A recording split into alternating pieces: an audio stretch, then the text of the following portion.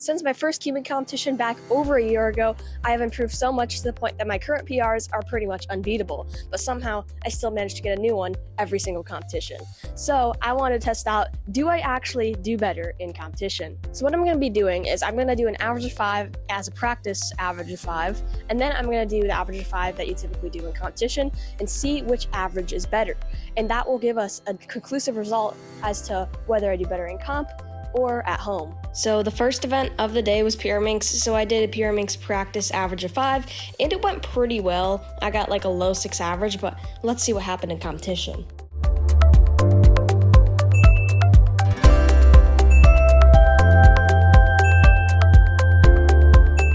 With that 3-second solve, it confirmed that the competition results would win over the practice times in this round specifically, but there was still a chance of a PR average, and I really wanted to focus and get it on this solve and...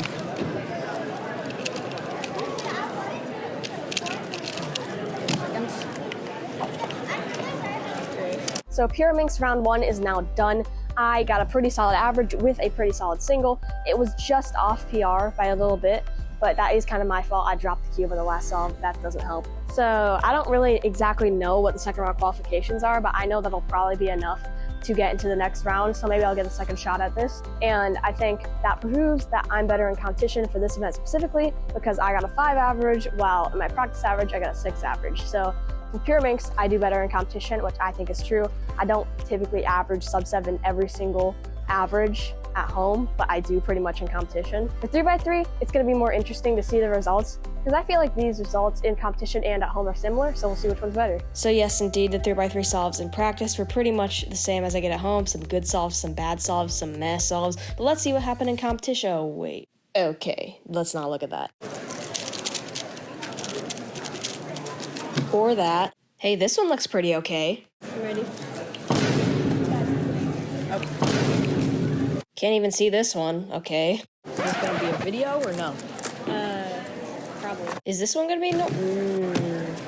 Okay, so 3x3 has now been finished, and I mean, that was not that good, but it was enough to make it into the second round, so I get a second shot, and I think I did perform better in practice there. So that is 1-1. The score is 1-1. So the next events are Megaminx and one-hand, and we'll see both of those competition results in a minute. The Megaminx average was fairly typical for me, coming in at about 1 minute 20, and the one-handed average was much of the same thing at about 20 seconds. But how did I do in competition for these? Here's Megaminx.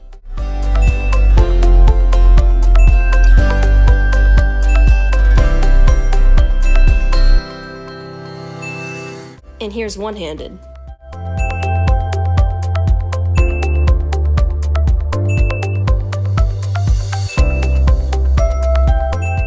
Megaminx and one-handed are now both complete, and for Megaminx I got an average that's like 10 seconds slower than my PR, which that sounds bad, but it's Megaminx, and also my PR for Megaminx is pretty good. So the average I got wasn't too bad, even though it was way off my PR, and same for the single for Megaminx.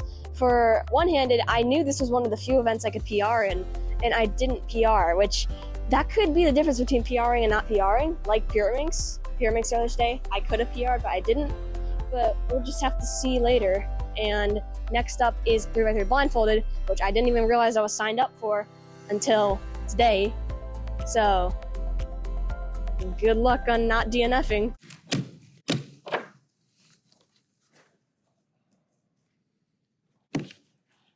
So 3 blind is now done, and it went about as we expected. 3 DNFs, let's go. And the second one, it was pretty close, but that doesn't mean anything in terms of actual times. So still nothing. And for the next event we have, it is Skewb. Didn't practice, so this is gonna go great. This is how you know the testing is real. We have the classic Skewb average right here, 4, 11, 11, 15, and 6. Would I have the same great consistency in competition?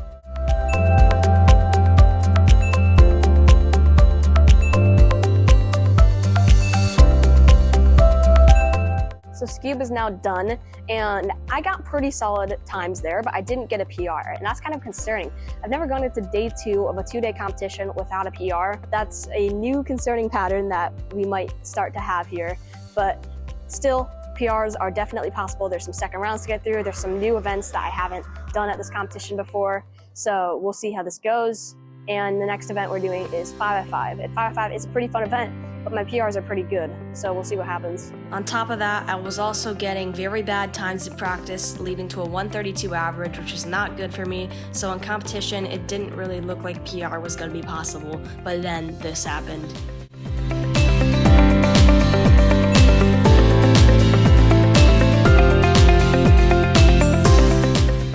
I did it. I got the PR.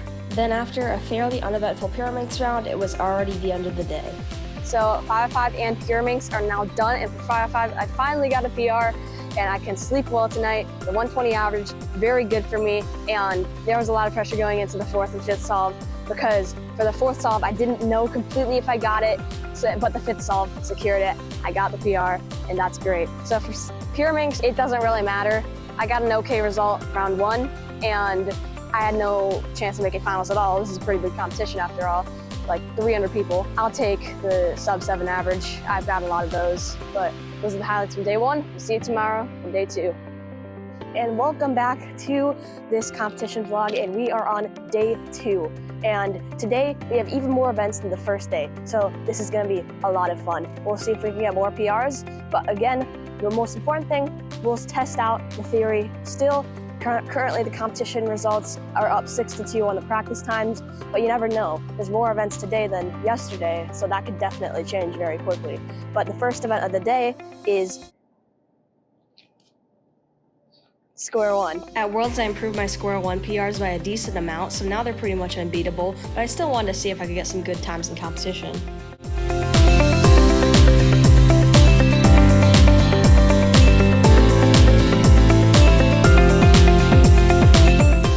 Square 1 is now complete. It's about as average as you'd have expected, but I did do better in competition, so that ups the score to 7-2. It's not looking good for the practice times, but they still can come back and win this thing.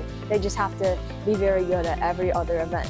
So next event is 2x2. We'll see how this goes. 2x2 practice was unusually good. I was getting a lot of 3-second times, so it was going to be pretty hard for competitions to beat this.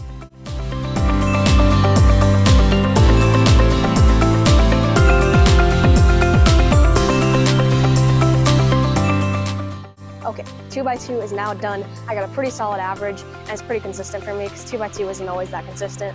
So I'll take it. Gets me to the next round pretty easily, pretty comfortably, and I'll get another 5 2x2 solves. So there we go. Very good result for me.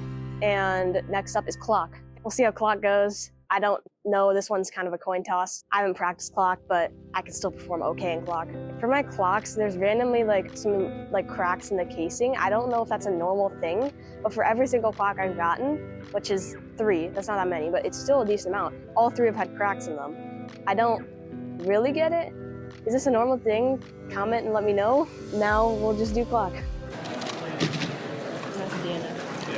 After that disaster, it was time for an important one, 3x3 round 2. If I did good enough here, I could make it into the 3rd round. Here's the 3rd solve.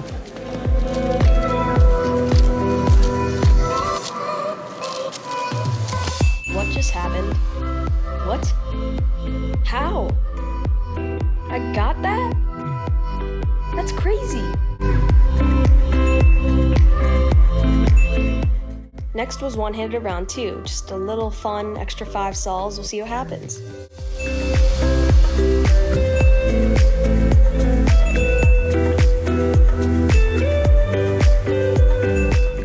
Next up is a random Skewb round.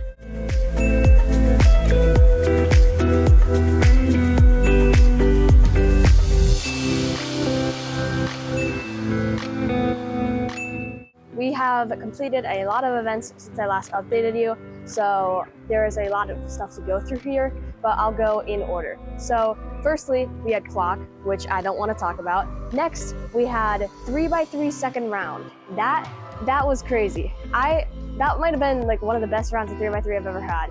That 7-second solve, I think I'll make another video like tomorrow reconstructing it, so that will be something you can look out for.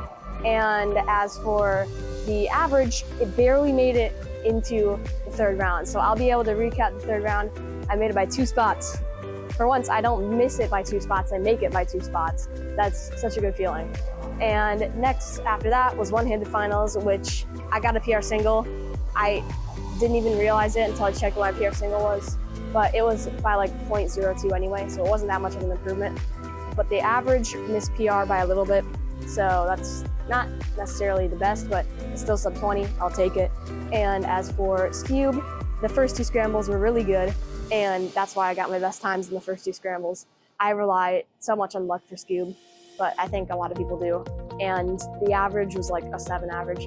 So it's not looking good for the practice team. I'd say they might have already lost already, but we'll see what the final score is. To make matters worse for the practice team, 4x4, the last new event, did not go well at all. But in competition, this happened.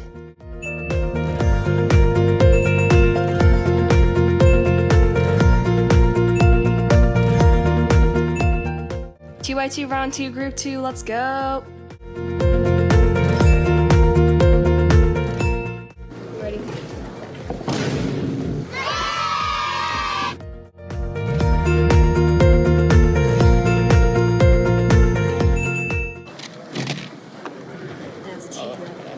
And now it was 3x3 round 3, my last round of the competition, so let's see what results I got here.